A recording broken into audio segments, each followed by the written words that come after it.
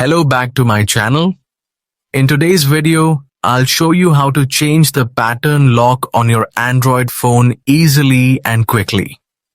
Your Android phone's pattern lock is an important security feature that keeps your personal data safe. Changing it regularly is a good practice to maintain privacy. Open the Settings menu page. The Settings app is your main hub to manage all important phone options, including security, display, and network settings.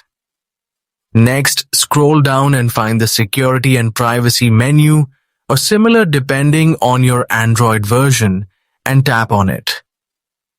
This section controls all your security-related options.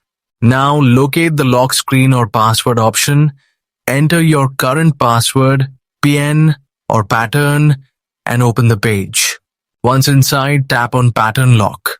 You will be prompted to draw a new pattern lock. Make sure it's something memorable but hard for others to guess. Then, redraw the pattern to confirm and save it. Congratulations! You have successfully changed your pattern lock. If this tutorial helped you, please like, share, and subscribe.